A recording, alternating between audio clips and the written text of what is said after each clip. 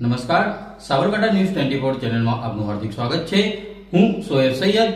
આવો આજના મુખ્ય સમાચારો પર નજર નાખીએ।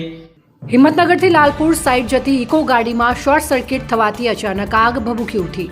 ઘટના સ્થળે હાજર ડ્રાઈવરે સમયસર ગાડીમાંથી બહાર આવી જઈ જાન બચાવી લીધી। સ્થાનિક લોકોએ પાણીની ડોલ લઈને આગ ઓલાવવાનો પ્રયત્ન કર્યો હતો, પરંતુ આગ કાબૂમાં આવી ન હતી। આ દરમિયાન જિલ્લા ટ્રાફિક પોલીસ પેટ્રોલિંગ પર હતી, જે જિલ્લા ટ્રાફિક ઇન્ચાર્જ એએસઆઈ ચંદનસિંહ દીપસિંહે તાત્કાલિક ફાયર બ્રિગેડને જાણ કરી હતી। ફાયર બ્રિગેડની ટીમ તાત્કાલિક ઘટના સ્થળે પહોંચી આગ ઉપર કાબૂ મેળવ્યો હતો। સદનસીબે આ ઘટનામાં કોઈ જાનહાનિ થઈ ન હતી। આ ઘટના થતાં ટ્રાફિકની ત્યાં હાજરીએ મોટો બનાવ બનતા રોક્યો હતો। એએસઆઈ ચંદનસિંહે અને તેમની ટીમની સરાહનીય કામગીરી જોવા મળી હતી। આ ઘટનાની જાણ થતાં જ ગ્રામ્ય પોલીસ ત્યાં પહોંચી જઈને સ્થિતિને કાબૂમાં લીધી હતી।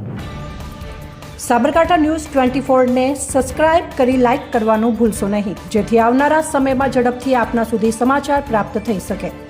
રિપોર્ટર સોએબ સૈયદ, સાબરકાંઠા। આ જે ઘટના બની એ કઈ રીતે બની હતી? હું પાંખુર પાટિયાથી લાલપુર જતો હતો।